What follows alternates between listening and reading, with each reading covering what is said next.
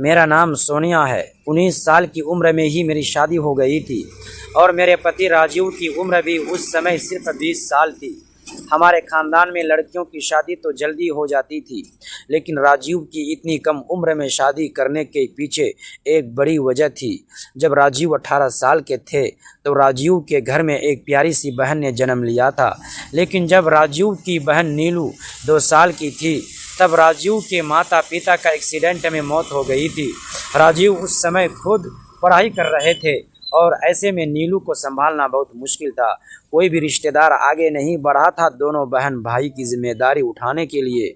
तब दूर की एक दादी ने राजीव को सलाह दी थी कि तुम शादी कर लो, घर में बहू आएगी तो वह नीलू को संभाल लेगी। दोस्तों, बहुत ही रोमांचक कहानी है, पूरा सुनिएगा ज़रूर। दोस्तों, वीडियो में आगे बढ़ने से पहले एक छोटा सा रिक्वेस्ट है कि वीडियो को लाइक और हमारे चैनल को सब्सक्राइब ज़रूर कीजिएगा और प्यारा सा कमेंट भी ज़रूर कर दीजिएगा। दोस्तों, चलते हैं आज की कहानी की तरफ। और इस तरह केवल 20 साल की उम्र में ही राजीव के मुझसे शादी हो गई। मैं भी उस समय बहुत कम उम्र थी, दुनियादारी की कोई समझ नहीं थी। जब सुहाग की सेज पर बैठी मैं राजीव का इंतज़ार कर रही थी तो राजीव ने आकर मेरे गोद में छोटी सी नीलू को बैठा दिया था और मुझसे कहा था, वनंदना, आज से नीलू तुम्हारी बेटी है, इसे माँ का प्यार देना। मुझे तुमसे और कुछ नहीं चाहिए, बस मेरी बहन नीलू को कोई तकलीफ़ ना हो। मैंने भी खुले दिल से नीलू को अपना लिया था। मैं उसे बिल्कुल अपने बच्चों की तरह रखती। देखते देखते नीलू कब 18 साल की हो गई पता ही नहीं चला। सोनिया, नीलू नहीं आई अभी तक एकेडमी से। मैं अभी अभी कपड़े धोकर फ्रेश हुई हूँ। जब राजीव ने मुझसे सवाल किया, वह आज ऑफिस नहीं गए थे क्योंकि आज उनके बॉस की बेटी की शादी थी, इसीलिए राजीव की छुट्टी थी। दोपहर का खाना खाने के बाद सो गए थे और अब 5 बजे उनकी आंख खुली थी और उठते ही सबसे पहले अपनी बहन के बारे में पूछा था। मैं मुस्कुराते हुए बोली, राजीव, तुम बाहर की दुनिया में और अपने ऑफिस में इतना खो गए हो कि तुम्हें पता ही नहीं है कि तुम्हारी बहन नीलू घर देर से आती है। मेरी इस बात पर राजीव हैरान होकर मुझे देखने लगे। वनंदना, ये क्या कह रही हो तुम्हारा कहने का मतलब क्या है? राजीव, मेरे कहने का कोई भी मतलब नहीं है, बस सीधी सी साफ बात है जो मैं आपको बता रही हूँ कि नीलू एकेडमी से लेट घर आती है। उसने मुझे बता रखा है कि उसकी छुट्टी लेट होती है, बस इसीलिए घर लेट पहुंच पाती है। मेरी बात सुनकर राजू थोड़ा गुस्से में बोले, वनंदना, तुमने कभी मुझसे इसके बारे में बताया क्यों नहीं? राजीव, इसमें बताने वाली क्या बात है? जब उसकी छुट्टी ही लेट होती है तो लेट घर पहुंचती है, और ऐसा नहीं है कि रात हो जाती है, शाम होते होते घर आ जाती है। तो मैं बेकार में तुमसे शिकायत करके बच्ची के खिलाफ तुम्हारे कान क्यों भरूं? मुझे राजीव की बात बिल्कुल पसंद नहीं आई थी, इसीलिए मेरी आवाज़ में थोड़ा गुस्सा आ गया था। मुझे ऐसे मर्द बिल्कुल भी पसंद नहीं थी जो औरतों पर बेकार में अपनी धौंस जमाते हैं और उन पर अपना हुक्म चलाते हैं। मुझे गुस्से में देखकर राजीव थोड़ा नरम पड़े और बोले, वनंदना, तुम अच्छी तरह से जानती हो कि जिस बच्ची की तुम बात कर रही हो उस बच्ची की माँ नहीं है। तुम्हें याद है मैंने जब छोटी सी नीलू को तुम्हारी गोद में दिया था तब मैंने क्या कहा था? अपनी बेटी की तरह पालना। तुम्हें नीलू की माँ का दर्जा दिया था और माँ अपने बच्चों की गलत हरकतों पर पर्दा नहीं डालती। मैंने प्यार से राजीव को समझाते हुए कहा, राजीव, नीलू अभी बच्ची है, अगर हम उसके साथ ज़ोर ज़बरदस्ती करेंगे, ज़्यादा रोका टोकी करेंगे तो वह ज़िद्दी हो सकती है और बिगड़ भी सकती है। इसीलिए हमें उस पर बेकार की पाबंदियां नहीं लगानी चाहिए। मैंने नीलू को बिल्कुल अपने बच्चे की तरह पाला है, लेकिन उस पर पूरी नज़र रखती हूँ। क्या आपको कभी लगा है कि मैं कहीं गलत साबित हो रही है? क्या कभी नीलू ने आपसे शिकायत की मेरे खिलाफ़ की मैं उसको तंग करती हूँ, उस पर जुल्म करती हूँ? मेरी बात सुनकर राजीव ने ना में सिर हिला दिया और बोले, नहीं वनंदना, मुझे तुम पर पूरा विश्वास है कि तुम एक अच्छी माँ साबित हुई है। अच्छा बाबा, जो मर्जी हो करो, अपनी बेटी के साथ लेकिन मुझे तो भूखा मत मारो, दोपहर को भी बस हल्का फुल्का ही खाना खाया था, भूख लगी है, कुछ खाने को दे दो। लेकिन मैंने महसूस किया कि जैसे राजीव अभी मेरी बातों से संतुष्ट नहीं थे। मैं राजीव के लिए चाय के साथ कुछ स्नैक्स बनाकर ले आई। शाम को 7 बजे तक नीलू घर वापस आ चुकी थी। राजीव के चेहरे से लग रहा था कि जैसे राजीव नीलू से कुछ पूछना चाहते हैं, लेकिन शायद मेरी वजह से ज़्यादा पूछताछ नहीं की। सिर्फ इतना ही कहा कि 5 बजे तक घर आ जाया करो। राजीव की बात पर नीलू कुछ नहीं बोली, बस हाँ में सिर हिला दिया। आज नीलू मुझे बहुत चुप चुप सी लग रही थी।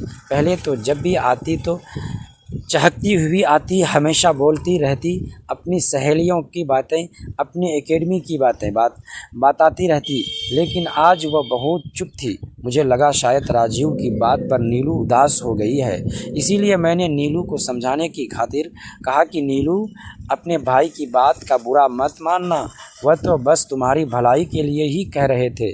अंधेरा हो जाता है तो कहीं रास्ते में तुम्हें कोई दिक्कत ना हो जाए, बस इसीलिए कह रहे थे। लेकिन नीलू ने मेरी बात सुनी ही नहीं, चुपचाप बैठी रही।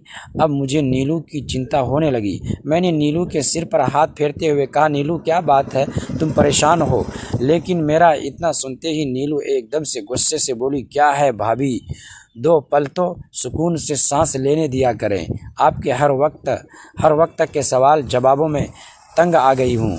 कह तो दिया एक बार की कोई प्रॉब्लम नहीं है, लेकिन आप तो हाथ धोकर पीछे पड़ गई हैं। इतना कहकर नीलू पैर पटकते हुए अपने कमरे में चली गई। मुझे बहुत हैरत हुई, इससे पहले नीलू ने कभी भी ऐसी बात नहीं की थी। वह तो शुक्र था राजीव कमरे में जा चुके थे, नहीं तो पता नहीं क्या तमाशा खड़ा हो जाता। मेरे अंदर से किसी ने मुझे नीलू के खिलाफ भड़काना चाहा, लेकिन मैंने अपने दिल को समझाया कि ज़रूर बच्ची पढ़ाई की वजह से परेशान होगी, तभी ऐसी बोल गई है, वरना नीलू पहले तो कभी ऐसी नहीं थी। मैं कमरे में आई तो राजीव मुझसे पूछा, नवरंजना, ये नीलू ऐसे बात क्यों कर रही थी? मैंने अभी से उसको तुम्हारे साथ बदतमीज़ी करते हुए देखा। अभी मैं उसको जाकर बताता हूँ कि बड़ों से कैसे बदतमीज़ से बात की जाती है। राजीव के तेवर देखकर मैं डर गई। बड़ी मुश्किल से मैंने राजीव को शांत किया। मेरे बहुत ज़्यादा समझाने पर राजीव मान तो गए, लेकिन मुझे समझाते ही बोले, वंदना, अभी तुम नीलू से नाराज़ ही रहना, इतनी जल्दी मत मान जाना, नहीं तो वह समझेगी कि तुम्हें कोई फ़र्क नहीं पड़ा और फिर वह आगे से तुम्हारी इज्जत नहीं करेगी। मैंने हाँ में सिर हिला दिया और राजीव के लिए मेरे दिल में इज्जत और भी ज़्यादा बढ़ गई कि राजीव को मेरा कितना ख्याल है। सच कहते हैं, पति ही अपनी पत्नी की इज्जत करवाता है। मैं तो सोच रही थी कि अगले दिन नीलू के साथ नॉर्मल रहूंगी, जिससे कि नीलू का मूड अच्छा हो जाए, लेकिन राजीव की बातों से मुझे भी लगा कि हाँ, नीलू को एहसास दिलाना ज़रूरी है कि नीलू ने गलती की है, नहीं तो वह आगे से और भी ज़्यादा शेर हो जाती और मुझे जवाब देने लगती। अगले दिन मैं उठी तो नीलू कॉलेज जाने के लिए तैयार हो रही थी। मैंने जल्दी से उसके लिए नाश्ता बनाया और बाहर टेबल पर लाकर रख दिया। वैसे तो हमेशा नीलू मेरे पास किचन में खड़े होकर ही नाश्ता करती थी, लेकिन जब उसने टेबल पर नाश्ता रखा देखा तो बहाने से अपने नाश्ते की प्लेट अंदर किचन में ले आई, ये कहते हुए, भाभी मुझे एक और पराठा चाहिए। मैंने उसकी प्लेट में एक और पराठा रख दिया और वह वही मेरे पास खड़े होकर नाश्ता करने लगे। हालांकि इससे पहले नीलू एक ही पराठा खाया करती थी। मुझसे बात करने के बहाने बोली, भाभी दोपहर में क्या बनाओगी? नीलू की बात का मैंने बस पता नहीं मैं उत्तर दिया। नीलू की उतरी हुई शक्ल देखकर साफ पता लग रहा था कि उसे इस बात का एहसास है कि उसने मेरे साथ बदतमीज़ी की है। मैं नीलू को इग्नोर करती हुई अपने कमरे में आ गई। हालांकि मेरा दिल अंदर ही अंदर परेशान हो रहा था नीलू की हालत देखकर, लेकिन नीलू को सबक सिखाना ज़रूरी था। जब राजीव 18 साल के थे तभी उसके घर एक प्यारी सी बहन का जन्म हुआ। पूरे परिवार में खुशी का माहौल था, लेकिन उसी खुशी के साथ जिम्मेदारियां भी बढ़ गई। राजीव के माता पिता की उम्र पहले से ही काफ़ी हो चुकी थी। घर की आर्थिक स्थिति भी बहुत मजबूत नहीं थी। उन्हें लगता था कि अगर राजीव की शादी जल्दी हो जाए तो घर को संभालने वाला एक जिम्मेदार सदस्य मिल जाएगा। इसी सोच के साथ मेरा रिश्ता राजीव से तय कर दिया गया था। शादी के बाद मैं इस घर में नई नई आई थी। सब लोग मेरा बहुत ख्याल रखते थे, लेकिन मैंने जल्दी ही महसूस किया कि इस घर में कुछ ऐसी बातें थी जिनका जिक्र कोई खुलकर नहीं करता था। राजीव अपनी छोटी बहन से बेहद प्यार करते थे। वह उसकी हर छोटी बड़ी ज़रूरत का ध्यान रखते थे। मुझे यह देखकर अच्छा लगता था, लेकिन धीरे धीरे मैंने महसूस किया कि घर के बड़े बुजुर्ग अक्सर किसी पुराने हादसे या राज का संकेत देखकर चुप हो जाते थे। एक शाम मैं रसोई में काम कर रही थी, तभी मेरी सास और पड़ोस की एक बुजुर्ग महिला की धीमी आवाज़ मेरे कानों पर पड़ी। उन्होंने कहा, अगर उस दिन सच सामने आ गया होता तो शायद आज सब कुछ अलग होता। मैंने ये बात सुनी तो मेरे मन में कई सवाल उठने लगे। आखिर ऐसा कौन सा सच था जिसे पूरे परिवार ने इतने सालों से छिपा कर रखा था।